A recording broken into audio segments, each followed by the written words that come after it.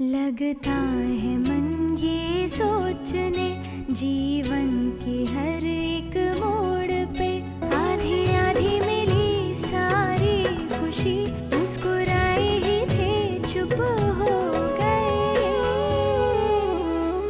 जिस घर में आंगन में रहूं उसकी भी होकर मैं ना हूं। कैसे कहूं किससे कहूं कि मैं इस घर की छोटी बहू। एक निर्णय मैंने भी किया है।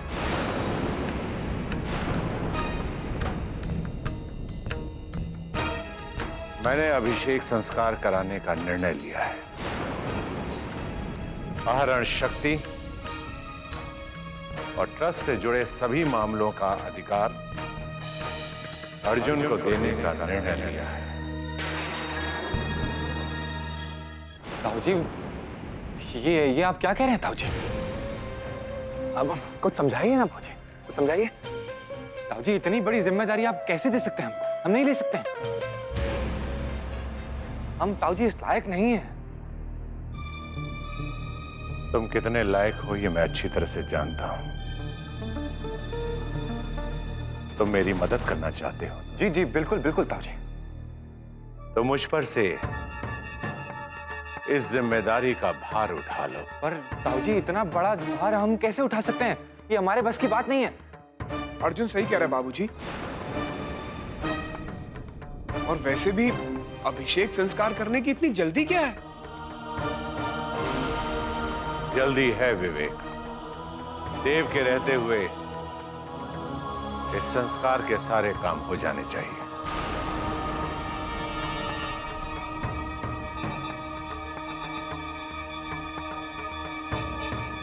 समारोह के लिए बहुत सारी तैयारियां करनी है और दिन बहुत कम है। अब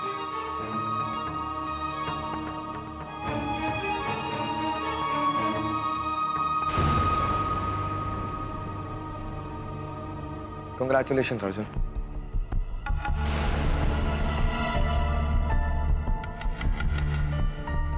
मुझे ये जान के बहुत खुशी हुई। आई होप मेरे जाने के बाद डैड को मेरी कमी महसूस ना होने। Congratulations, Arjun. I'm glad. दादी जी की भी समझ में आ ही गया कि किस पर भरोसा करना चाहिए और किस पर नहीं।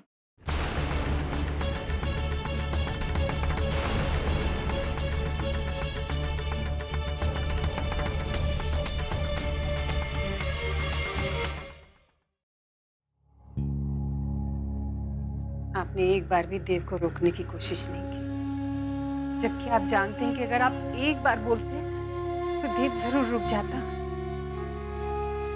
लेकिन नहीं, बिना सोचे समझे एक निर्णय उसने ले लिया और एक आपने। देव ने बिना सोचे समझे निर्णय लिया है, पर हमने नहीं वैशाली।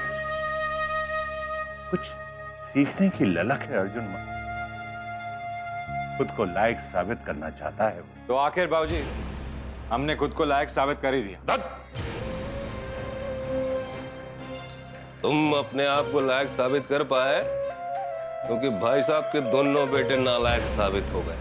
अभी एक तो जो है वो तो चक्के पे चलता है और दूसरा जो है उसका पैर में ही चक्का बना है, रुकना ही नहीं चाहता।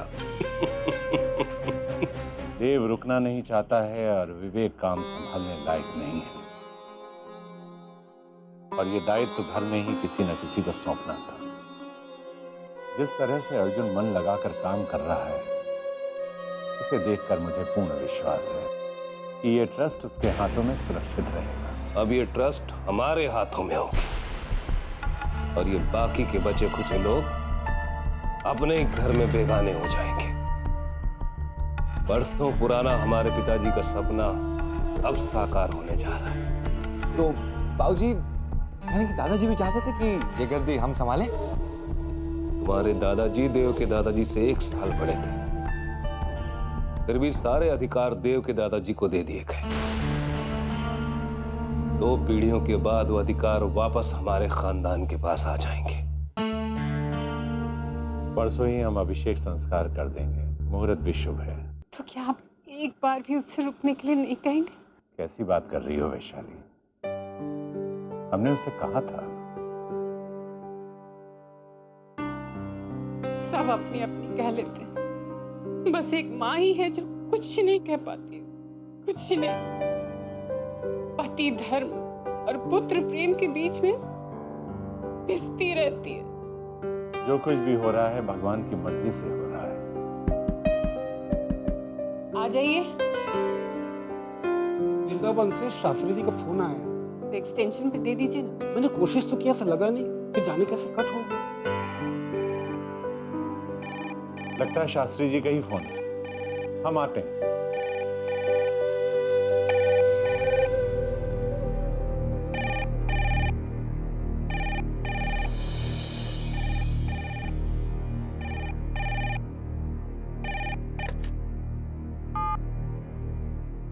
हेलो। राधे राधे पुरोहित जी। राधे राधे शास्त्री जी, क्षमा कीजिएगा, आपको प्रतीक्षा करनी पड़ी। नहीं नहीं, आप ऐसा क्यों कह रहे हैं? वो तो हमने सुना कि देव बाबू और विशाखा विदेश जा रहे हैं। तो हाँ शास्त्री जी, वैसे तो उनके विदेश जाने का समाचार मुझे स्वयं देना चाहिए था, पर जी जाना बहुत आवश्यक है क्या? ये बात हम कैसे बता सकते हैं?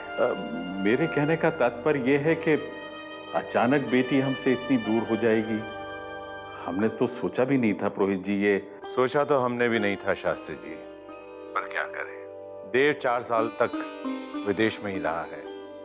उसका करियर, उसकी प्रगति, उसकी खुशी, शायद सब कुछ वहीं विदेश में लिखा है।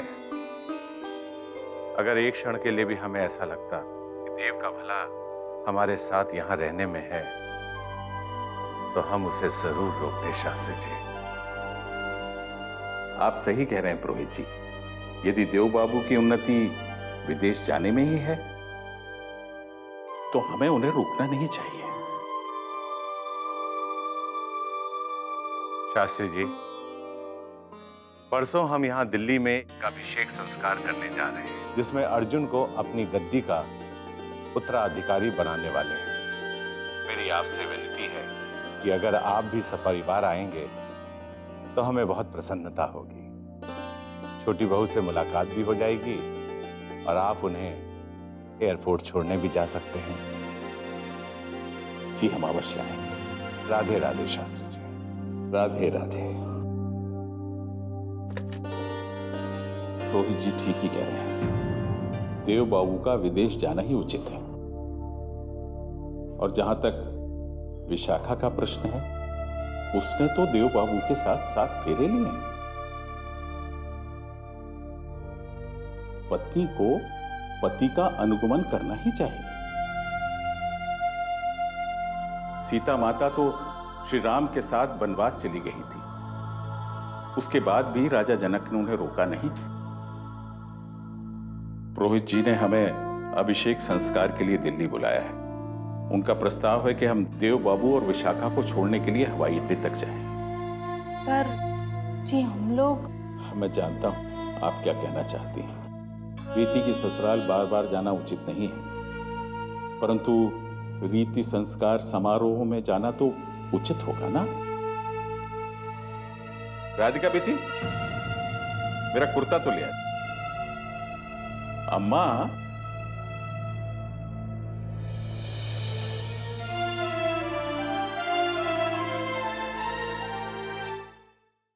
आखिरी मौका था, वो भी निकल गया। बाबूजी तो कुछ समझा ही नहीं पाए, उल्टा डैडी जी ने ही उन्हें पट्टी पढ़ा दी। इससे तो अच्छा होता मैं इन लोगों से कह दूं कि मुझे विदेश नहीं जाना। नहीं नहीं, अगर इन लोगों को शक हो गया तो ये लोग सोचेंगे कि मेरे और देव के बीच में कुछ तो गड़बड़ है। कितना कॉम्प्लिकेटेड है सब कुछ। मेरे सपने बनने से पहले ही बिखर जाएंगे। नहीं।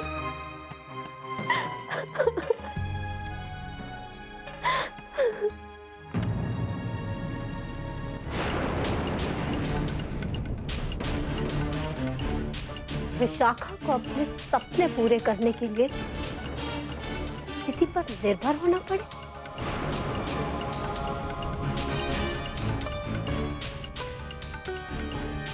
नेवर।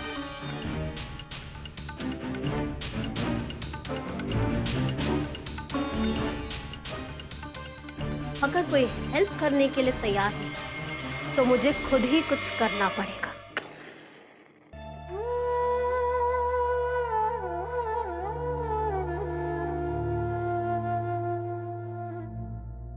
आखिर तुमने उन्हें मुझसे दूर भेज ही दिया ना कान्हा।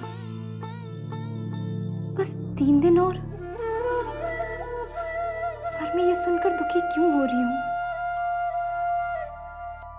मैं खुद ही तो चाहती थी कि वो मुझे भूल जाए और विशाखा को अपना ले। मुझसे दूर करने के लिए तुम उन्हें उनके अपनों से दूर क्यों कर रहे हो कान्हा? मैं तुम्हारी लीला नहीं समझ सकती कान्हा, नहीं समझ सकती।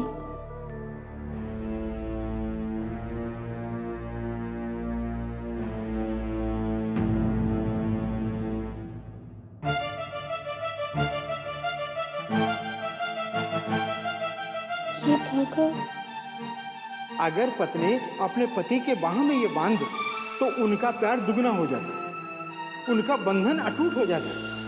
ये धागा तो विशाखा और उनके बीच में प्यार बढ़ाने के लिए था ना, और ये मैं अभी तक उन्हें दे भी नहीं पाई। अब जब वो दोनों विदेश जा रहे हैं सबसे दूर, तब तो ये धागा उन्हें देना और भी जरूरी है, क्योंकि वहां तो एक दूसरे का प्यार ही उनका सहारा बनेगा। हाँ, आजा भैया आजा, वहां रख दे। देवकी जी, गुप्ता जी को कह दिया है प्रातः काल तक मेवों की थाली का प्रबंध हो जाएगा। और कोई व्यवस्था शेष हो तो बताइए। मुझे अभी तो कुछ याद नहीं आ रहा है, आप सूची बना लीजिए, मैं पानी लेकर आती हूँ। हाँ ठीक।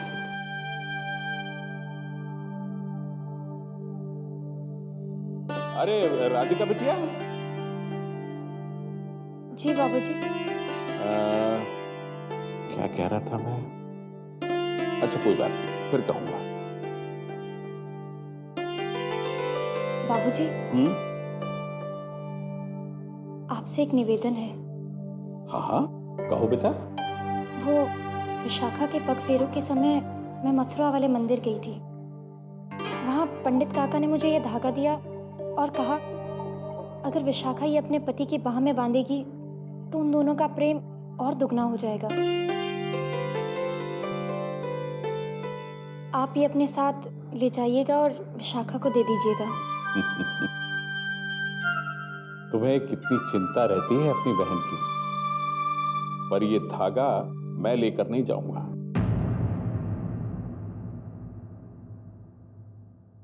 क्योंकि ये धागा तुम स्वयं अपने हाथों से दोगे उन्हें।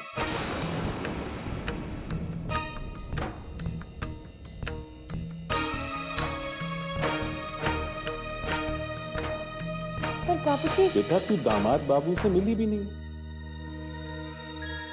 और अब तो वो विदेश चले जाएंगे। इस कारण तुम्हें हमारे साथ चलना होगा।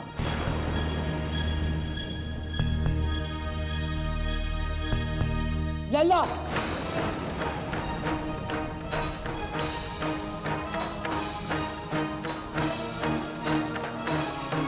तो क्या कह रहा है लल्ला? ये छोरी ना ही जा सकत है। कितनी सहजता से आपने अपना मौन व्रत तोड़ दिया, केवल इस कारण कि राधिका विशाखा और देव बाबू से मिल न पाए। ये कर्म जल्दी के होते हुए मोरा व्रत उपवास कुछ हो भी हो ना सकत है। पूरा घर भ्रष्ट कर दिया है एक ही परछाई ने। बस कीजिए अम्मा।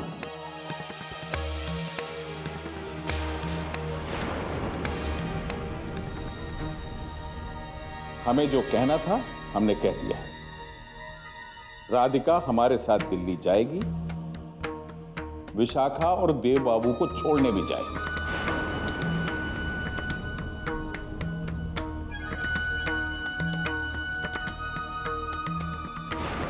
देख लिया, ये छोरी बेटे को अपनी मां के खिलाफ कर सकत है।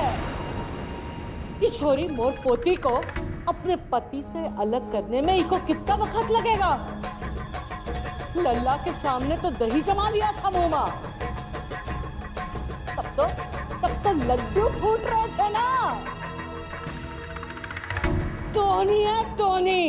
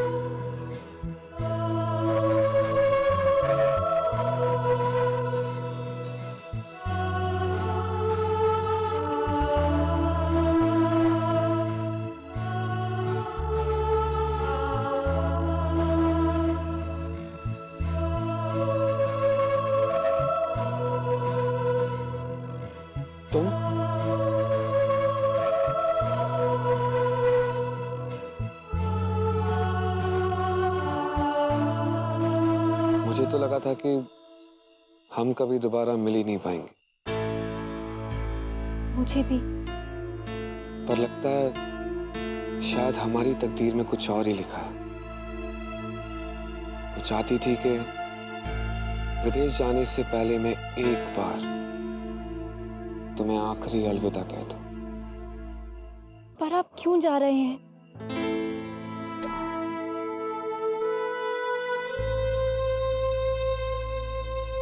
तुम्हारी वजह से। मेरी वजह से? जब तुम मुझे कह ही चुकी हो कि तुम मेरा साथ दे ही नहीं सकती, और जब मैं ये जान चुका हूं कि तुम मेरी कभी हो ही नहीं सकती, तो मेरे पास यहाँ रुक जाने की कोई वजह रह ही नहीं जाती।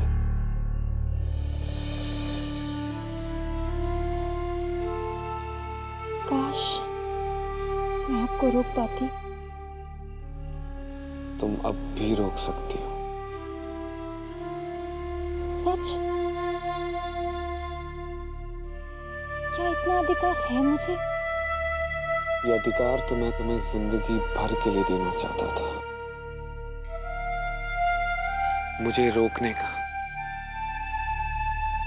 मेरे साथ चलने का, मुझसे रूठने का, मुझे मनाने का।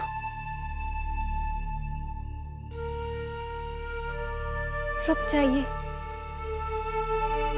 मत जाइए ना। सच? क्या तुम चाहती हो कि मैं रुक जाऊं?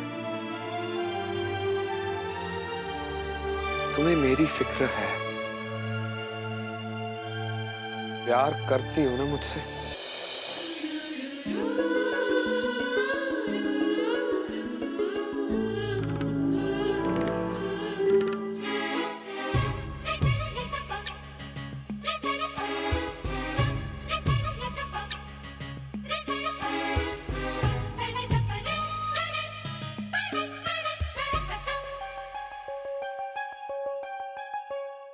आँखों की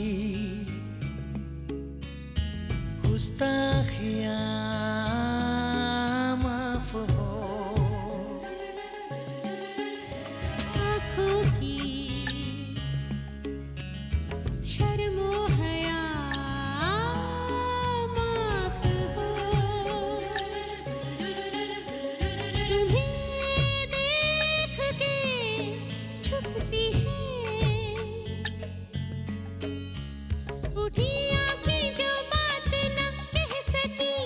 झुकी आंखें वो कहती है। काजल का एक दिल तुम्हारे लबों पे लगा लूं। हाँ, चंदा और सूरज की नजरों से तुमको बचा लूं। ये जिंदगी आपकी ही अमानत रहेगी। दिल में सदा आपकी ही मोहब्बत रहेगी।